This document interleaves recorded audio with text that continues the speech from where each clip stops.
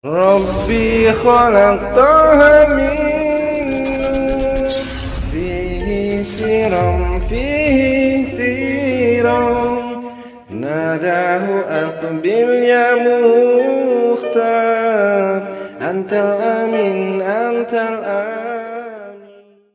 Jemaah sekalian dimuliakan Allah Subhanahu wa taala. Saya selalu dalam kesempatan ini saya hanya mengingatkan satu amalan mudah, sederhana, tapi pahalanya sangat luar biasa. Dan dia termasuk satu-satunya amalan yang diperintahkan oleh Allah dan Allah Subhanahu wa taala kerjakan sendiri. Sebelum diperintahkan oleh Allah sudah duluan mengamalkannya. Itu salawat kepada Nabi Muhammad sallallahu alaihi wasallam. Inna Allah wa malaikatahu yusalluna 'alan nabi ya ayyuhalladzina amanu sallu 'alaihi wa sallimu taslima. Kalau saya ketika membaca ayat ini, cara saya menghayati ayat ini, Inna Allah wa malaikatahu yusalluna 'alan nabi, ini kan berita.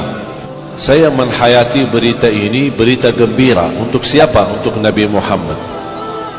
Makanya ketika saya menghayati dan berhenti membaca, ketika membaca sampai wa malaikatahu yusalluna 'alan nabi, betapa luar biasa anugerah yang diberikan oleh Allah kepada Nabi Muhammad SAW. Allah bersalawat, malaikat pun diperintahkan untuk terus menerus bersalawat. Dan ini ketika saya membaca kalimat ini, saya ucapkan Alhamdulillah. Kenapa saya ucapkan Alhamdulillah? Karena ini anugerah, hadiah, nikmat dari Allah Subhanahu wa taala untuk Nabi Muhammad SAW, terpuji di langit dan terpuji di bumi. Ketika saya lanjut ya ayyuhalladzina amanu, saya ingat perkataan Abdullah bin Mas'ud ketika mendengar firman Allah ya ayyuhalladzina amanu, dengarlah baik-baik, kata Abdullah bin Mas'ud, karena ini panggilan untukmu, hei orang beriman. Kita yang maksud ketika kita baca, kita merasakan Allah memanggil kita, bukan orang lain. Allah panggil saya, ada apa ya Allah? Apa perintahmu ya Allah? Saya siap menjadi taat, saya siap sami'na wa ata'na. Maka ketika kita merasakan ini perintah dari Allah Subhanahu wa taala, ya ayyuhalladzina amanu sallu alaihi wa sallimu taslima, betapa kita luar biasa segera kita mematuhi dan taati perintah Allah Subhanahu wa taala, bersalawat kepada Nabi Muhammad sallallahu alaihi wasallam. Makanya jemaah sekalian, kalau saya membahas keutamaan salawat itu, saya yakin Habib Hasan sudah menyampaikan di berkali-kali majlis. Tapi saya memperhatikan satu hal. Selain qada'ul hajat, menyembuhkan penyakit, melunasi hutang kita, mengangkat bala, menjaminkan syafaat, meningkatkan darajat kita, menjadi posisinya dekat sama Rasulullah, banyak keutamaan. Salah satu yang memberikan perhatian, hadis yang diriwayatkan Imam Muslim, man shalla alaihi wahidah sallallahu alaihi biha ashra. Barang siapa yang salawat kepadaku satu kali, dapat 10 kali rahmat. Salah satu yang kita butuh saat ini adalah rahmat Allah. Karena yang bisa mengangkat bala ini, tantangan yang kita hadapi, kehancuran ekonomi, persoalan banyak politik negeri kita, persoalan banyak urusan-urusan yang kita tidak mampu sebagai manusia mengatasinya. Jangankan negeri kita Indonesia, semua dunia menghadapi tantangan yang sangat luar biasa dari segi ekonomi, politiknya, dan berbagai macam ujian. Salah satu yang menjaminkan terangkat bala ini adalah rahmat Allah. Dan salawat kepada Nabi menjaminkan kedatangan rahmat Allah. 1 kali salawat dapat 10 kali rahmat. Kira-kira gimana kalau 100 kali? Cuba bayangkan kalau kita 1 juta umat, semuanya bersalawat minimal 100 kali, kita mendapatkan 1000 rahmat dari doa satu orang, salawat satu orang, 1000 rahmat. Kalau 1 juta umat semuanya bersalawat 100 kali, berapa undang rahmat Allah Subhanahu wa taala? Saya pernah menerima pesan dari seorang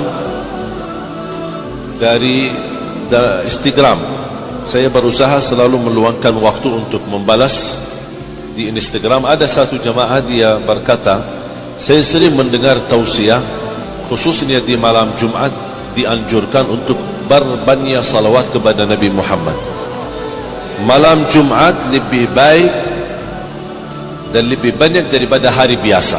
Kalau misal, kalau setiap hari 1000, berarti malam Jumat harus lebih, diusahakan lebih. Karena itu permintaan Nabi Muhammad SAW, "Aktsiru alayya minas salati yawmal jum'ati wa lailataha." Berbanyaklah salawat kepadaku malam Jumat dan hari Jumat. Sampai ada seorang ulama di Madinah, Syekh Muhammad ibn Muhammad al-Mukhtar al-Shanqiti. Beliau ketika ditanya, mana yang lebih utama kita memperbanyak di hari Jumat, apakah salawat atau baca Quran? Kata beliau, di hari Jumat dan malam Jumat lebih baik dianjurkan berbanyak salawat daripada banyak baca Quran. Cuba bayangkan. Kenapa ditanya? Kata beliau, karena itu permintaan Nabi Muhammad SAW. Bayangkan jamaah sekalian, kalau buku amal kita yang dilihat oleh Nabi Muhammad SAW dan nama kita belum tertulis sebagai orang berbanyak salawat, malu enggak kita? Selama ini kita berkata cinta Nabi Muhammad, tapi kalau bersalawat aja mungkin 10 kali udah ngantuk dan tidur. Saya ketika menerima pesan dari Instagram, ada orang tanya sama saya setiap malam Jumat setelah saya mendengar ceramah, saya selalu berusaha tidak kurang dari 10.000 salawat. Dan dia tanya sama saya, apakah yang saya lakukan boleh atau tidak? Jujur saja saya nangis, karena saya tidak bisa sebanyak itu, tidak dapat sebanyak itu. Makanya saya nangis dan pun sekali kaget ketika mendengar ada orang masih bisa dan masih ada tekad yang tinggi mau membaca salawat sampai 10.000 kali dalam satu malam Jumat saja. Makanya jemaah sekalian, kita harus memperbaiki hubungan kita sama Rasulullah SAW melalui salawat. Aqrabukum minni majlisan yawmal qiyamah aktsarukum alayya salatan. Yang paling dekat kepadaku hari kiamat orang yang banyak salawat kepadaku. Dan ini kesempatan, dan salawat ini tidak harus menghadap kiblat, tidak harus dalam keadaan wudu, dimanapun kita berada, kita jalan, naik motor, sepeda, jalan kaki, banyak kesempatan kita bersalawat. Apalagi bagi Sayyiduna boleh, tidak bagi Sayyiduna boleh, jangan diributkan. Kata Sayyiduna bid'ah, udah bilang ya terima kasih. Kalau ada orang ribut sama bid'ah, ya terima kasih. Udah, tidak usah panjang lebar. Dan kita baca apa yang kita bisa. Mau salawat yang panjang, mau salawat yang pendek, intinya kita bersalawat kepada Nabi Muhammad sallallahu alaihi wasallam. Dan ketika kita berdoa, kalau bisa diawali dengan salawat dan disisihi dalam doanya dalam salawat, dan juga ditutupi dengan salawat. Saya terima ijazah dari guru seorang ulama besar di Jeddah. Beliau menyampaikan salawat itu disertakan dalam doamu, terjamin doa kita makbul. Contoh, ketika mulai bersalawat atau mulai berdoa Bismillahirrahmanirrahim, dan kita berkata dalam puji-puji Allah Subhanahu wa taala, ucapan alhamdulillahirabbil alamin, kemudian Allahumma salli ala Muhammad wa ala ali Muhammad, silahkan doa. Misal Allahumma ighfirli, atau ya Allah Allahumma hdini, Allahumma afini, atau dalam bahasa Indonesia, ya Allah mohon ampunilah aku. Terus salawat lagi, Allahumma salli ala Muhammad wa ala ali Muhammad, ya Allah anugerahkan kepada orang tuaku sehat wal afiat, Allahumma salli ala Muhammad wa ala ali Muhammad, ya Allah berikan kepada aku kemampuan menjadi orang yang pandai membaca Al-Quran, Allahumma salli ala Muhammad wa ala ali Muhammad. Artinya setiap langkah doa kita selalu membawa salawat kepada Nabi Muhammad SAW.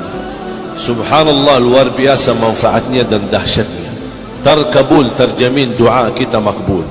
Kalau diawali dengan salawat dan ditutupi dengan salawat, sudah terjamin mendapatkan terkabul. Apalagi kalau setiap langkah doa kita bersalawat kepada Nabi